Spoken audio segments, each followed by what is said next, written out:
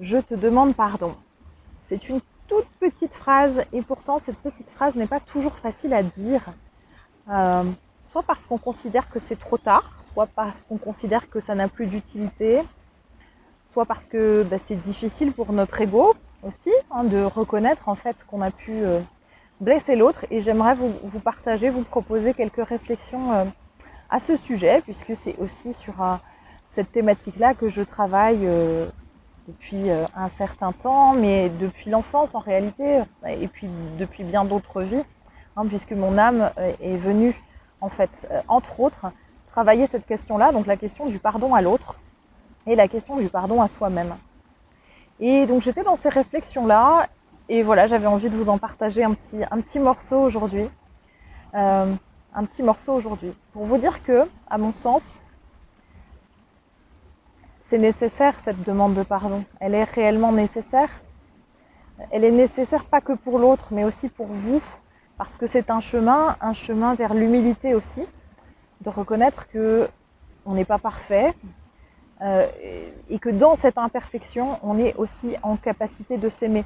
Demander pardon à l'autre, c'est aussi, à mon sens, la manifestation, le témoignage de l'empathie, de la compassion, de l'amour que vous portez à l'autre, mais d'une certaine manière aussi de l'amour que vous vous portez à vous-même dans cette reconnaissance des parts d'ombre et aussi des parts de lumière, parce que ça demande du courage parfois de demander pardon, ça demande d'être honnête avec soi-même, ça demande d'être honnête avec l'autre, et c'est pas toujours chose aisée. Alors pourquoi c'est nécessaire ? Enfin, pourquoi c'est nécessaire ? Il n'y a jamais rien de nécessaire. En tout cas, pourquoi moi j'envisage ça comme quelque chose d'important ? Eh bien parce que ça permet de faire un bilan de là où on en est vis-à-vis de l'autre, de là où on en est vis-à-vis de soi. Ça permet des prises de conscience aussi de ce qui a pu blesser l'autre. Là récemment, j'ai été confrontée à plusieurs situations, dont une où j'ai pris conscience en fait de l'intensité de la blessure pour l'autre, alors que j'en avais pas mesuré la profondeur. Dans une autre situation, j'avais conscience de l'impact, mais c'était ma vérité à ce moment-là. Et donc, je savais que cette réalité pouvait être blessante pour l'autre et en même temps, c'était ma vérité. Donc, vous voyez, c'est compliqué la question du pardon parce que c'est jusqu'à quel point je suis responsable de ce que je fais ou de ce que je dis. Si je suis dans l'intention de nuire, bien sûr que j'en suis responsable. Si je ne suis pas dans l'intention de nuire, mais que je suis dans ma vérité, alors c'est juste. En revanche, je dois réaliser que ce que je dis n'est pas sans laisser de traces sur l'autre. Alors je n'en suis pas complètement responsable, puisque si ça laisse des traces sur l'autre, c'est qu'aussi c'est en résonance avec ses propres blessures et que c'est important dans la question du pardon, dans je me pardonne, je te pardonne, je nous pardonne. C'est important de mesurer qu'en fait, on n'est jamais complètement fautif ou complètement pas fautif. Qu'il y a une part qui appartient à chacun parce que chacun est traversé de la blessure en fonction justement de ses propres blessures d'âme, en fonction de ses blessures passées.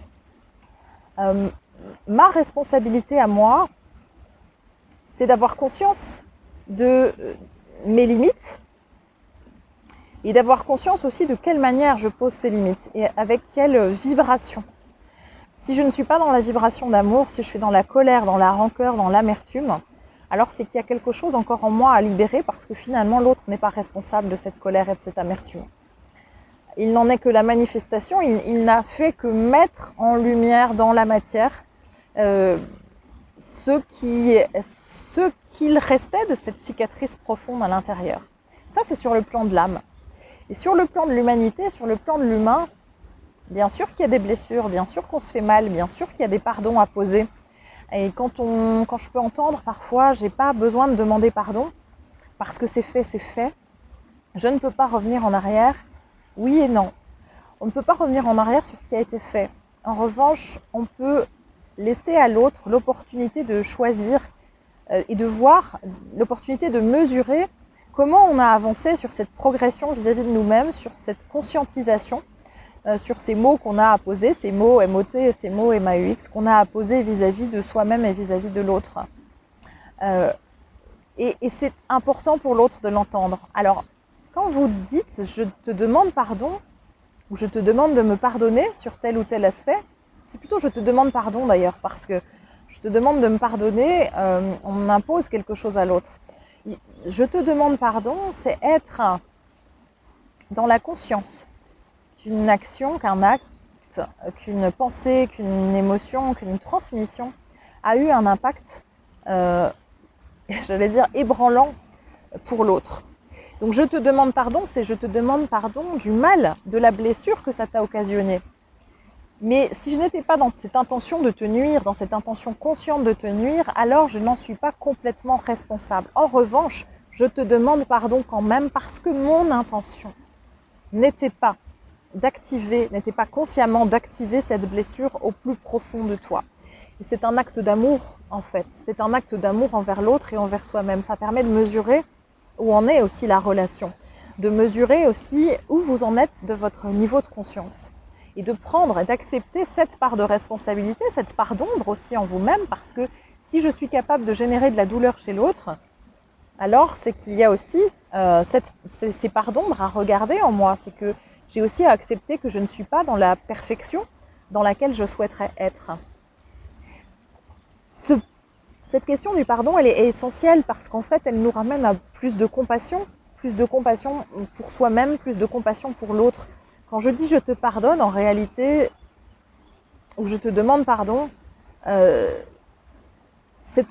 pose un acte d'amour en fait. Il est à la fois une main tendue vers soi-même et une main tendue vers l'autre. En revanche, si je suis responsable d'être dans cette conscience et de proposer et de demander ce pardon à l'autre pour ce qui a été dit ou fait et dont je n'avais pas envie que les conséquences soient si importantes en termes émotionnels pour l'autre. Ce qui est important, c'est de comprendre que l'autre a son libre arbitre d'accepter ou non de vous pardonner et que ça lui appartient et que ça ne fait pas de vous une mauvaise personne pour autant. Dans la mesure où vous avez été honnête avec vous-même et avec l'autre. Mais c'est à accepter aussi. Il y a des personnes qui ne vont pas pouvoir vous pardonner parce que pour elles, pardonner, ça veut dire oublier. Ça voudrait dire que vous laissez croire que finalement, il n'y a pas eu de cicatrice par rapport à ce que vous avez fait, ce que vous avez dit, ce que vous avez été. Or, la cicatrice, bien sûr, une fois qu'elle est là, elle est posée. Elle peut rester béante, ouverte, ou elle peut se cicatriser. Il peut y en avoir une marque, mais qui peut être plus ou moins bien cicatrisée. Et ça, c'est de notre responsabilité à chacun de voir comment on prend soin de cette cicatrice-là. C'est pas à l'autre de cicatriser quoi que ce soit. Si on reste dans la rancœur, dans la rancune, dans l'amertume pendant des années, finalement, c'est soi-même qu'on blesse, c'est soi-même qu'on continue d'écorcher. Donc, on laisse encore le pouvoir à cette personne qui a été dans quelque chose qui a été blessant. Donc ça, c'est notre responsabilité de nous libérer de ça. Et c'est important, effectivement, d'accepter que l'autre ne soit pas en capacité de pardonner, que l'autre, ou alors que l'autre puisse pardonner, mais que ça modifie quelque chose dans la relation parce qu'il y a eu un impact, il y a eu une trace. Alors bien évidemment que sur le plan de l'âme, tout ça n'existe pas vraiment, puisque, alors quand je dis l'âme, c'est vraiment le niveau de conscience extrêmement supérieur. Hein. C'est pas l'âme qui aide à l'incarnation, c'est pas la partie de l'âme qui est la plus proche de l'aspect terrestre et qui aide à l'incarnation. C'est vraiment cette conscience supérieure qui est au plus proche de la source. De son point de vue à elle, il n'y a qu'amour, puisque finalement, les âmes qui vous ont blessé sur cette terre ne sont là que pour vous donner un enseignement. Alors malgré elles, elles ne sont pas toujours conscientes au niveau de l'humain, au niveau terrestre, mais finalement ce sont des âmes alliées qui vous permettent de mettre en œuvre la programmation d'âme, le plan d'âme que vous étiez venu à l'œuvre sur terre. Donc qui vous aide à dépasser, à transcender la blessure pour aller vers l'amour de l'autre, mais l'amour de vous aussi, dans toutes vos parts. C'est vraiment ça qui est important à comprendre. Donc sur le plan de l'âme, sur le plan de la conscience supérieure, il n'y a vraiment aucun problème, il n'y a pas de blessure, il n'y a pas de...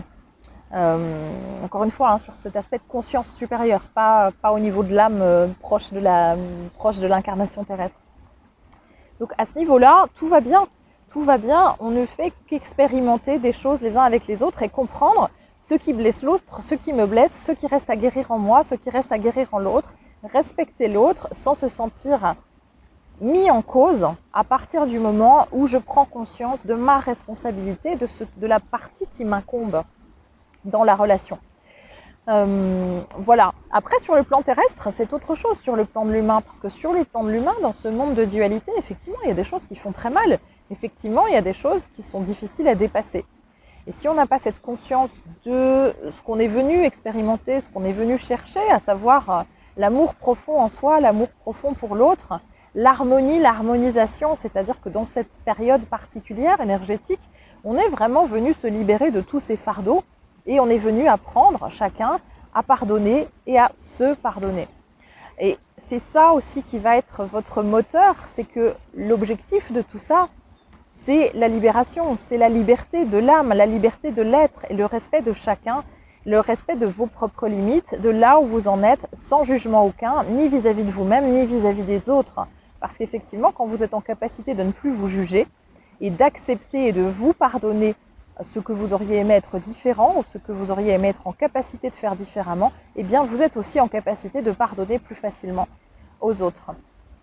Il y a un livre que j'ai lu il y a quelques temps qui s'appelle « Le don du pardon ».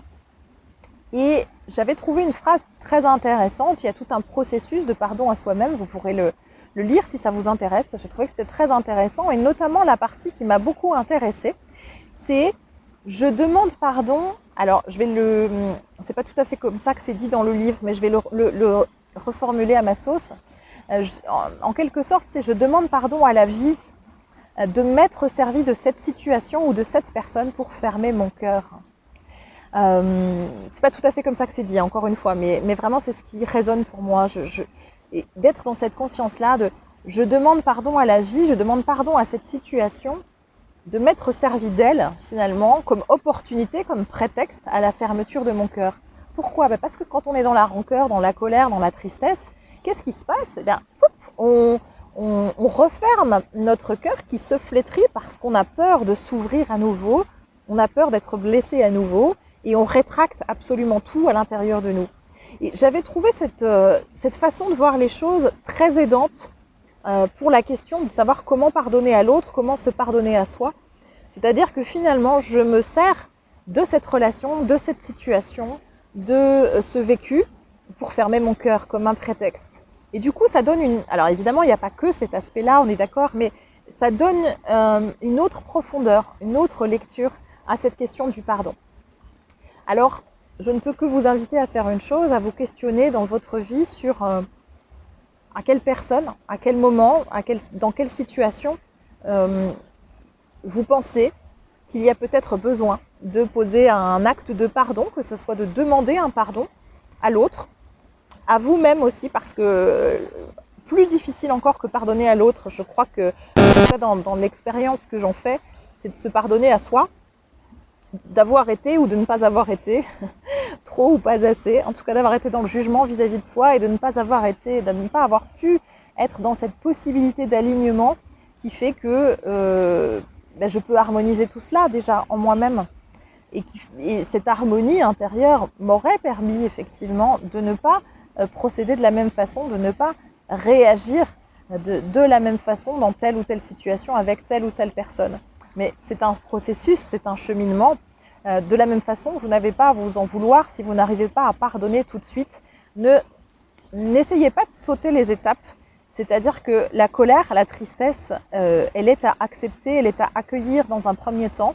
Moi, très souvent, sous couvert de je suis dans la spiritualité et donc je ne dois pas éprouver d'émotions trop négatives parce que ça fait baisser mes fréquences et puis que je ne suis pas amour et que je n'accepte pas de ne pas être pleinement amour. J'ai eu beaucoup ça aussi.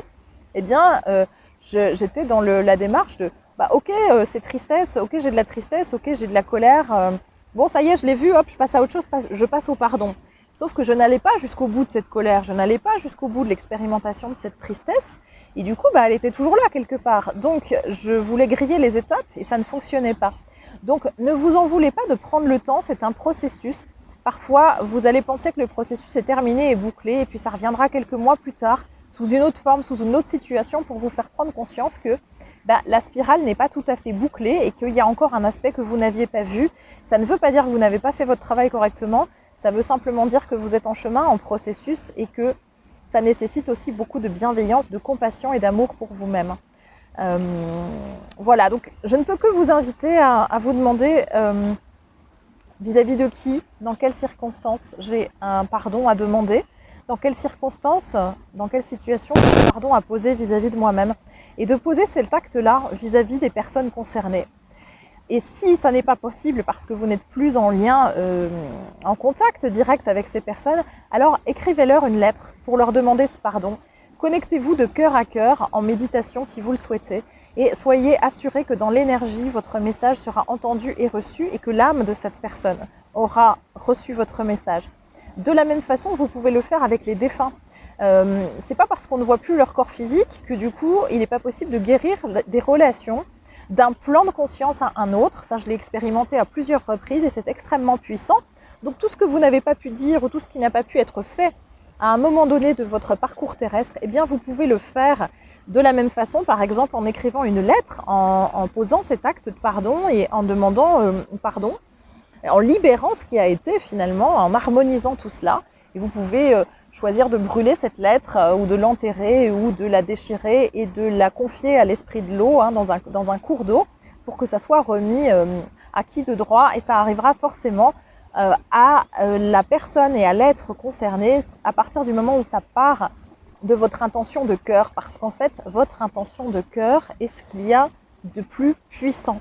N'en doutez pas, en termes d'énergie, c'est extraordinairement puissant. Et soyez conscient que la situation reste en froid avec une personne ou avec une autre, qu'il y ait des liens ou qu'il n'y en ait plus dans la matière, ce que vous avez posé depuis l'espace de votre cœur est indélébile. Et que même si la situation ne s'arrange pas, ou si vous avez le sentiment que cette situation s'il n'y a pas de réconciliation dans la matière physique, sachez que sur d'autres plans, c'est déjà validé, c'est déjà pris en compte. Et tranquillisez-vous avec ça. Sentez-vous libre avec ça, mais posez les actes nécessaires à cette liberté, posez les actes nécessaires dès maintenant dans la matière depuis votre espace-temps actuel, parce que de toute façon, tout ce que vous n'avez pas traité pour vous-même et avec les autres sur ce plan de conscience sera à traiter de l'autre côté. Donc autant en prendre conscience le plus vite possible et réharmoniser tout ça dans l'espace de votre cœur pour vous-même et pour les autres. Ciao, ciao.